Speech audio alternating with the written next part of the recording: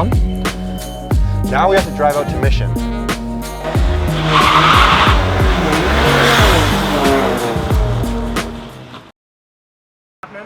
Well, we just received the car from Alex on a tune already, but he's having issues. Predominantly on cold start, he has a few codes, and that beeping is annoying. Let me stop that. The current tuner couldn't help him, or they stopped helping him. I don't really know the full situation, but he wants the car to work. So we're gonna give it a crack. I think we can figure it out, see what it does. It's just a baseline. I just want to know what the car does currently, and then we'll flash it back to stock and start from scratch.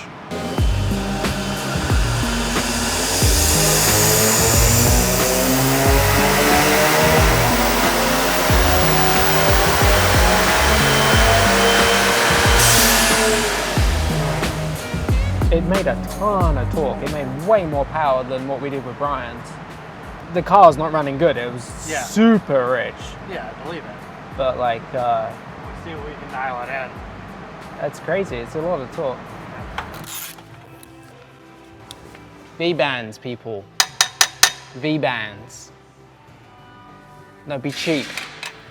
He has a 2-litre high-pressure fuel pump with an Autotech piston, and then Gulf R injectors with an IS-38, bolt-ons, downpipe, intercooler, etc.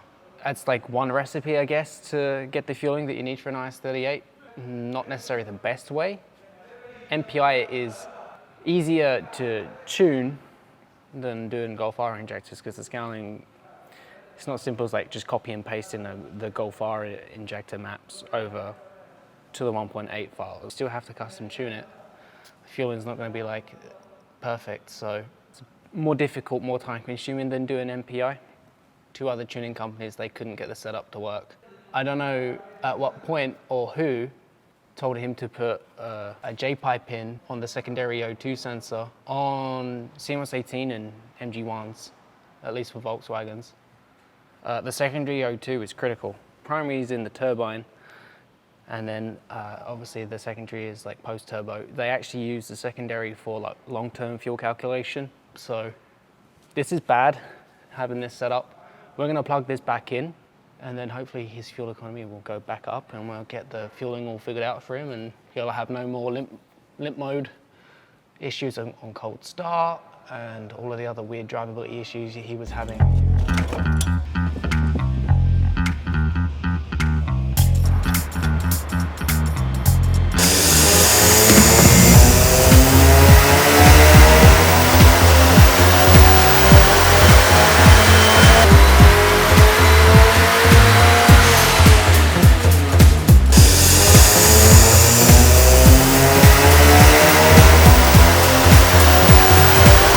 We're getting close.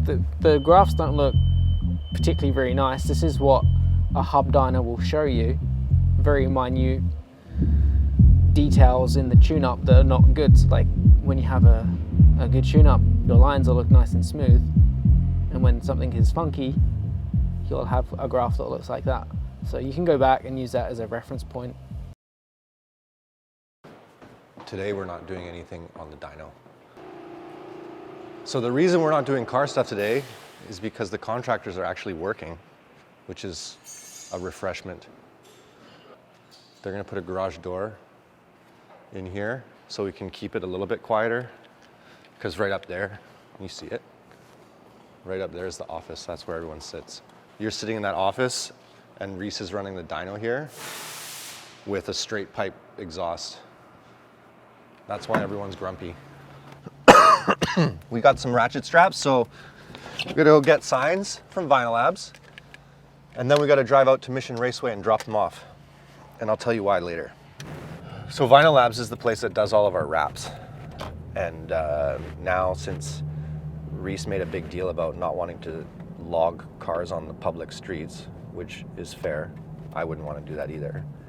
We partnered with Mission Raceway, which is a little bit of a drive, but they have a nice track that's close to us, and we came up with a partnership with them to use their track to test drive our cars when we need to. Hey dudes.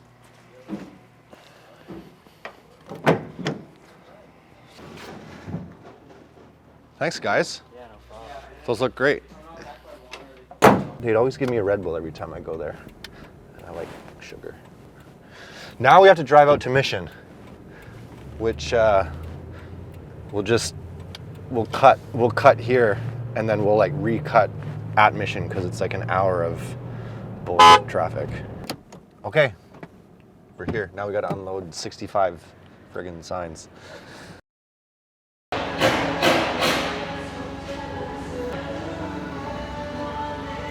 Shall we? It was revision 3 yesterday, where we left off, and now we're on revision 6.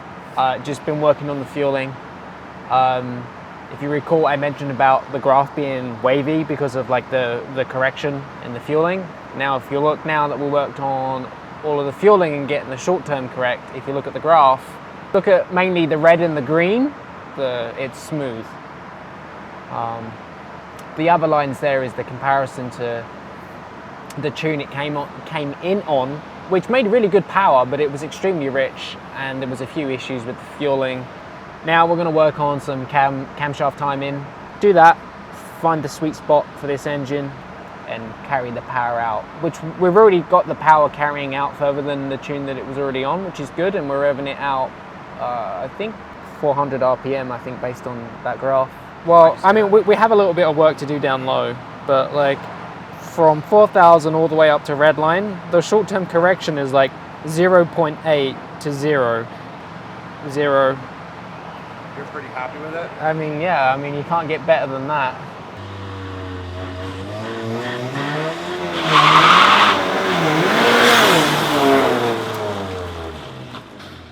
Well, I was showing J-Man how to use launch control because he didn't know how to use it. So go to car, settings, ECS off, deactivate, foot flat on the brake, and then he did all those draggy runs just foot braking. Could you imagine how fast your draggy time would be if you used So we did launch control, and it's just too much horsepower for the exhaust to handle. Ready?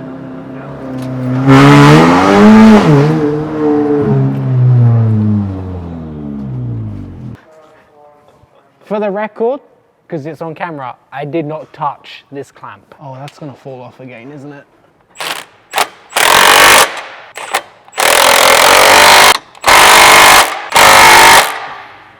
Send it like you mean it. All right, what's the likelihood of that coming off again? High? I'm gonna go with high. Should we do one more, just for good? There we go. I don't think it moved.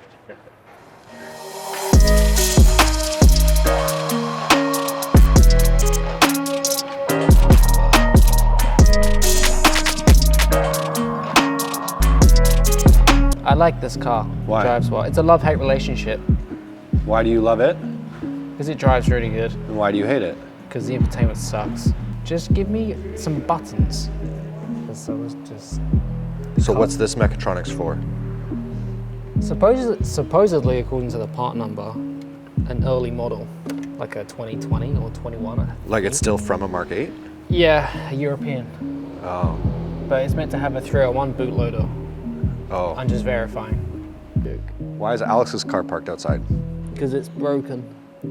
I thought you tuned it. I thought you fixed it.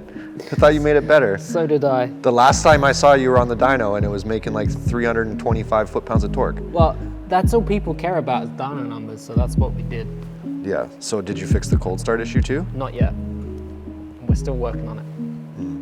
Just the problem is it takes 8 hours for it to cool down. Yeah, it's cold and then you start it up and then it's not cold anymore. Yeah, basically, so. Any ideas?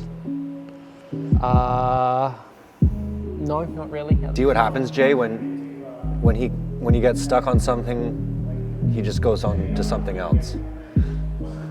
Who, like me? Yeah. Yeah, just deflect. He gets frustrated with a car, so he just changes. It's a good thing we have more than one development car. Big F in the chat. What happened? Well, this mech unit we got from supposedly for an early car, 2020, 21, has the wrong bootloader. So, but back to the drawing board.